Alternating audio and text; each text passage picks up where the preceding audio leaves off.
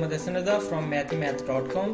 Let's start with question number 12 of exercise number 2.5. The statement of this question is, if y is equal to tan p tan inverse of x, show that 1 plus x square into y1 minus p into 1 plus y square is equal to 0. अब जो हमारे पास function given है ये है y is equal to tan into p tan inverse of x.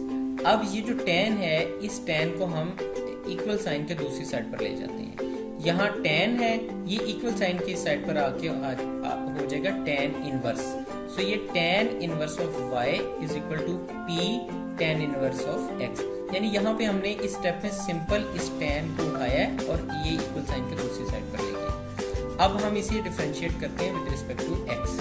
तो ये हमारे पास आ जाएगा tan इनवर्स का जो डेरिवेटिव होता है ये होता है 1 over 1 plus x square. तो अब क्योंकि इसका एंगल y है तो इस वजह से ये आ जाएगा 1 over 1 plus y square. और फिर y का derivative with respect to x dy by dx आ जाएगा. And the whole is equal to p. अब tan इनवर्स ऑफ x है यहाँ पे, तो इसका derivative with respect to x आ जाएगा 1 over 1 plus x square. ये आप यहाँ पे इसे देख सकते हैं कि जो tan इनवर्स है इसका derivative tan inverse of x का 1 over 1 plus x square होता है. ये फॉर्मूला है. तो अकॉर्डिंग टू दिस फार्मूला हमने यहाँ पे वही फार्मूला यूज किया कि tan इनवर्स ऑफ x का derivative 1 over 1 plus x square और फिर x का डेरिवेटिव यहाँ पे हमारे पास 1 आ जाएगा. अच्छा, अब यहाँ पे एक चीज जो कि थोड़ी न्यू है वो ये है कि ये जो dy by dx है इसको हम लिख सकते हैं y1.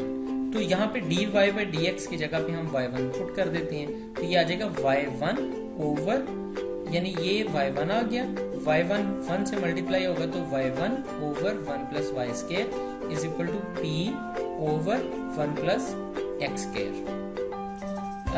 नेक्स्ट स्टेप में हम यहाँ पे इसे क्रॉस मल्टीप्लाई इस तरह से कर देते हैं कि ये यहाँ पे p के नीचे ये 1 plus x square डिवाइड हो रहा है, ये इक्वल साइन की साइड पर आके y1 के साथ मल्टीप्लाई हो जाएगा. तो ये आ जाएगा 1 plus x square into y1 और यहाँ पे 1 plus y square ये इक्वल साइन की साइड पर आके p के साथ मल्टीप्लाई होगा. तो ये आ जाएगा p into 1 plus y square.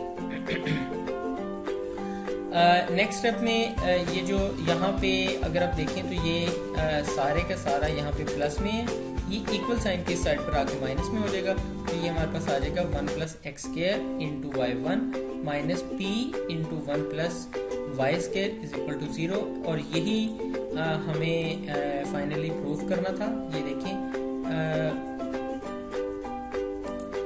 यहाँ पे यही चीज हमें प्रूव करनी थी जो कि हमने कर दी है.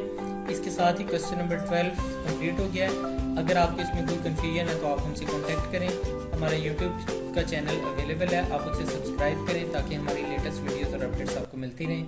Thanks for watching मैथमेथ.